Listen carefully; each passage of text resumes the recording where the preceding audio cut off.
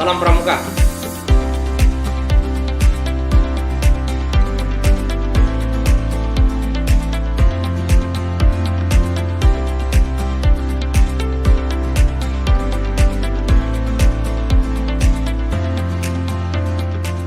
Kami juga mengajak nih rekan-rekan semua untuk nanti bisa berpartisipasi dalam konteks pencegahan ekstremisme kekerasan. Tentunya bukan hanya tanggung jawab dari orang-orang yang selama ini atau lembaga atau institusi yang berkompeten untuk bicara tentang ekstremisme, tapi ekstremisme ini mencegahnya harus dari seluruh komponen masyarakat gitu. Jadi masyarakatlah yang paling utama.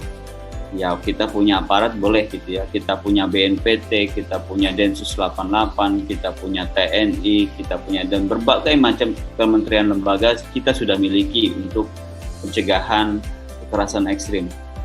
Sejatinya masyarakatlah yang menjadi ujung tombak dari semua ini.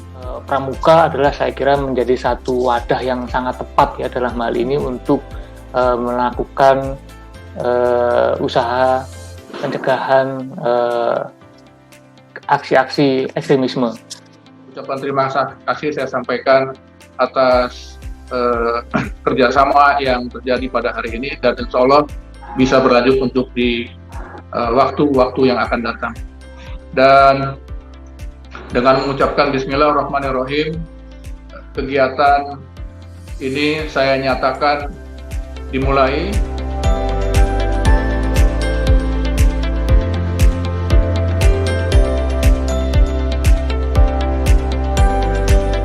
Seperti kejadian yang pengeboman di gereja, Kak. Nah, itu kan adalah berawal dari suatu paham, Kak, atau suatu keyakinan. Dia berkeyakinan jika dia mengebom salah satu gereja, ya, salah satu gereja itu dia melakukan pengeboman dan dia akan mati syahid, Kak. Di dalam Islam itu mati syahid itu artinya dia akan langsung surga, Kak.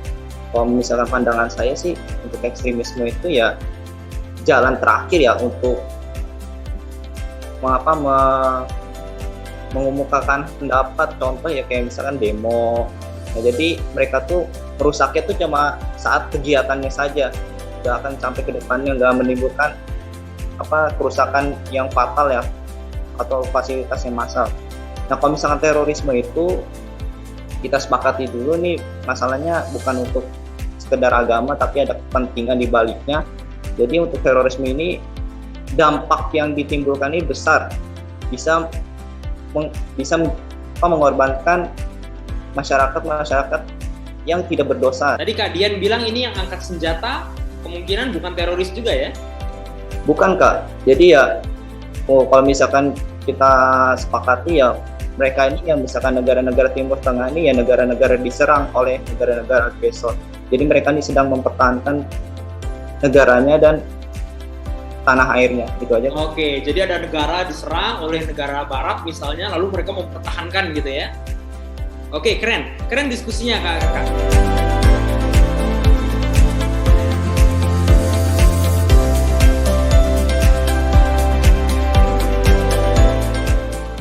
Tadi sudah diperkenalkan tentang saya Haris Ramil Falah ya. Betul, memang saya pernah terlibat di dunia hitam, ekstrim, radikalisme, ekstremisme, bahkan sampai pada tindak teror ya. Kalau hari ini saya sharing soal pengalaman, bukan kemudian untuk diulang, tapi menjadi sebuah pembelajaran bahwa pemahaman ekstrim dan kemudian melahirkan tindakan teror itu adalah sebuah paham dan tindakan yang tidak menguntungkan siapapun.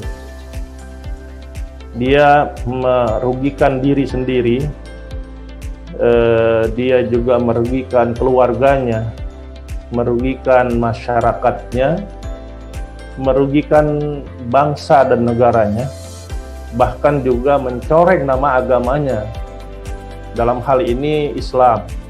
Meskipun kita harus sepakat bahwa radikalisme terorisme itu bukan ajaran sebuah agama manapun. Mohon izin untuk Pak Ustadz Abdul Haris. Jadi saya ingin bertanya, sebenarnya tujuan utama dari tindak terorisme ini yang sedang terjadi baru-baru ini tuh apa sih? Apakah hanya sekedar menampakkan diri aja bahwa kita tuh ada, teroris itu ada, atau ada keinginan lain untuk merubah suatu ideologi pemerintahan atau politik? Begitu. Sekian, terima kasih. Monggo Ustaz, silahkan. Luar biasa pertanyaan ini. Jadi sebetulnya kaum teroris ini dengan segala kelompoknya tujuan besarnya adalah merubah negara kesatuan Republik Indonesia dan Pancasila tahun 1945 menjadi negara yang berbasis agama.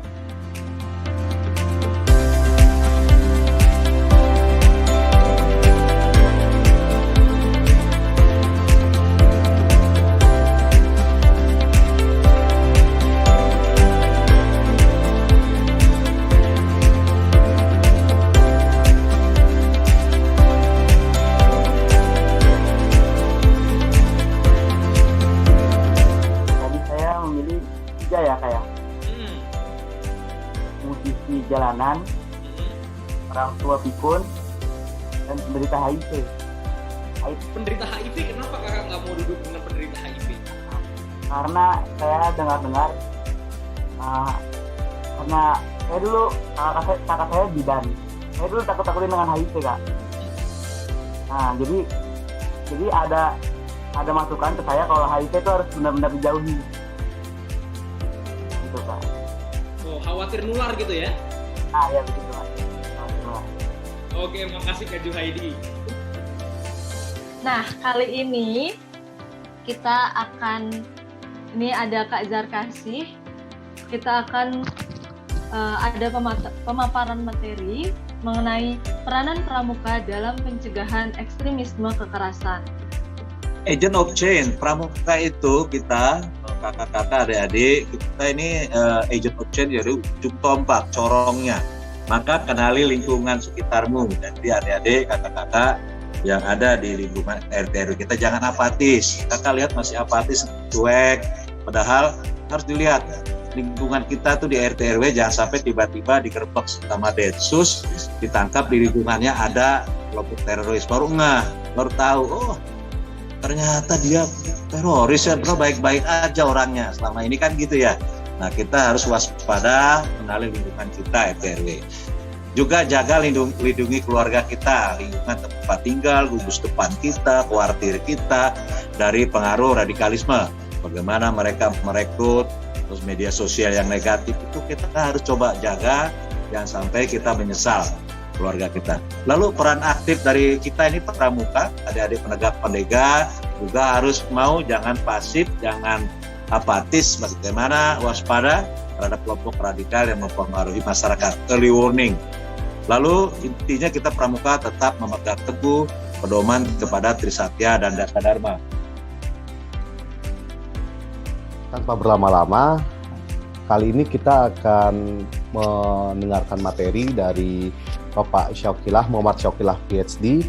Beliau merupakan Kaprodi atau Kepala Program Studi Kajian Terorisme, Sekolah Kajian Strategik dan Global Universitas Indonesia. Berarti kemampuan beliau dan kapabilitas beliau yang akan menyampaikan hal-hal tentang miskonsepsi isu-isu sensitif tidak akan diragukan lagi ya. Untuk tidak terjadi mispersepsi, kita tidak salah melihat situasi yang ada. Kok polisi bisa kegagal? Nah, ini juga kemudian kita bilang, kan teknologinya sudah canggih. Nah, kita perlu tahu teknologi itu juga ada manusia yang mengoperasikan. Ketika misalkan Mas Hadi melakukan unggah foto ISIS, itu belum tentu dengan cepat dilakukan penyelidikan secara digital. Nah, itu yang kemudian jadi PR. Jadi sebetulnya kalau kita melihat isu terorisme, lebih baik kita membaca dulu rangkaiannya seperti apa. Jangan lalu cepat menyimpulkan, oh ini rekayasa, ini bagian dari upaya menyudutkan gitu ya. Upacara penutupan kegiatan hari ini akan segera dimulai. Untuk itu langsung saja mari sama-sama kita dengarkan sambutan dari Ketua Kepala Daerah Gerakan Pramuka DKI Jakarta yang akan diwakili oleh Kak Dr. Rationo selaku Wakil Ketua Bidang Pengabdian Masyarakat. Dengan seizin kakak-kakak sekalian dan adik-adik sekalian, maka dengan mengucapkan Alhamdulillah Rabbil Alamin, maka pelatihan pramuka untuk perdamaian, duta ya, pencegahan ya kekerasan, terorisme, ekstremisme pada hari ini Sabtu tanggal 24 April 2021 secara resmi dinyatakan ditutup. Terima kasih. Assalamualaikum warahmatullahi wabarakatuh. Salam Pramuka.